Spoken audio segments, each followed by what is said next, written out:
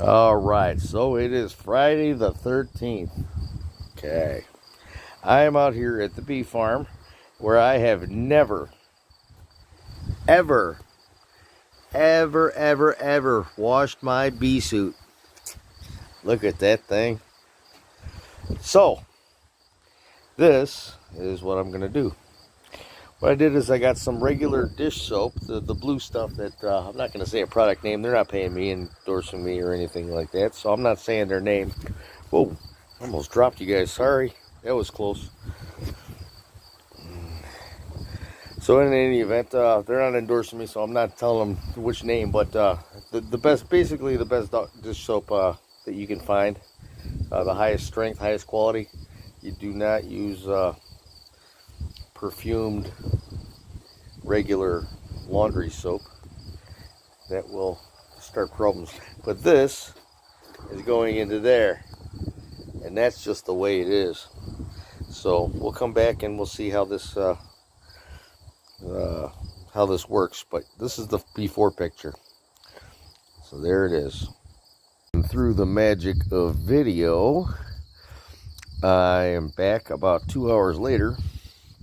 What I did was I used some of that super secret dish soap, the blue stuff, and I put it in this bin. And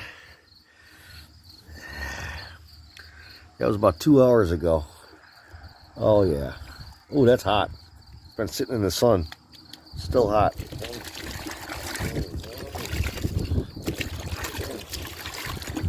Yeah, I can already see results coming. Yeah, the water's starting to turn this gross, disgusting color. But that's basically propolis. That black stuff, it comes off the hives.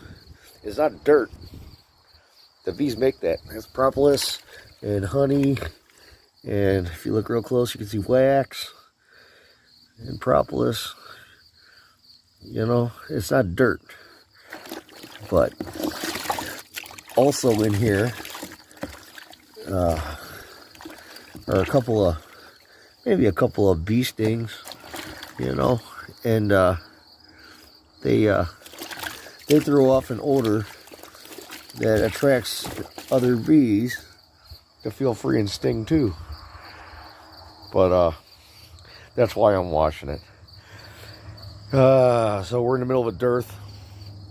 The first dearth, and we're at the beginning of the summer goldenrod flow, which means basically that these little flowers, see how they shrivel up, and there's no more pollen and no more nectar. Maybe a couple of them do. That one might. This is what they call that stuff, wild carrot. Yeah, they call it wild carrot, or hemlock. I think they call it hemlock too. But yeah, it's called wild carrot. And a lot of this stuff, oh, sorry about the light, you guys. All the flowers are gone, you know. They pretty much shriveled up. And so what happens is the bees, it's not like they're starving, but they realize winter's coming. And there's limited resources for food. So what they do is, well, it's kind of like a machine. A beehive is kind of like a machine. It's like if it's running out of gas, it starts to sputter a little.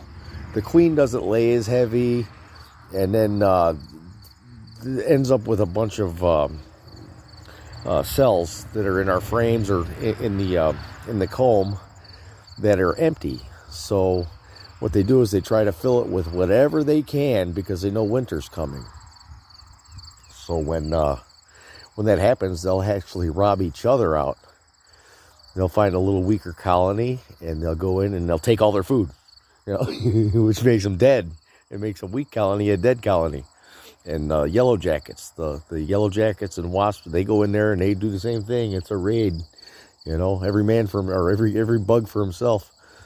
But yeah. So my point is that they're kind of hostile, you know, when it comes to the bee stings. They smell that pheromone, that attack pheromone, and sometimes it's in the little stingers. And if you wear that, if you wear the stingers to the next site, you notice that they become hostile and angry. And it was because of the last time. But the last time you got stung, it tells them, hey, there's a bad guy here, sting him. So then they come out in numbers and try to sting you. But yeah, that's what it is. That's what that is. It's because they're panicking. It's because they sting you because they're panicking. And I don't want, every time I get stung, so you don't have to. Every time I get stung, whether it be in the clothes or in the eyelid, or, you know, right on the hand. Look at that swollen thing, man. Yeah, that's from reaching in the hive. Well, reaching between the hives. Look at that thing. It's all. I got hit right there. Yeah, my hand's swole up right around the pinky. But yeah, every time you get stung, another one will try to sting it in the same spot. So, especially around my wrists and my hands, I'll take a couple of bee stings, and then all of a sudden, before you know it, the whole hive is emptying out into you. So, and that's not good. That means every time a bee stings you, it dies. So that means they're not going to be showing up for work in the morning, and we don't want that. We don't want that. So thanks for watching, and maybe I'll splice another video into this one here when it's hanging on the line to see how well I did, because that thing was pretty gross, and it's been about 2 years. But anyways, that's what it is. To be continued, I think. And the final product. So this is what it is. Okay, that's how it turned out from before and after. This is the after. So not too bad considering. I'm not sure what that is. Not even sure what that's gonna be there, but not too bad for the first wash. Be Uncle Reggie at the Bee Friendly channel saying thank you for watching. Please feel free to subscribe and give me a thumbs up if you like what you see. But yeah, just regular dish soap, warm water in the sun. Got it pretty clean, not perfect, but it took about, out of 24 months, it took about 22 of them off. Thanks for watching.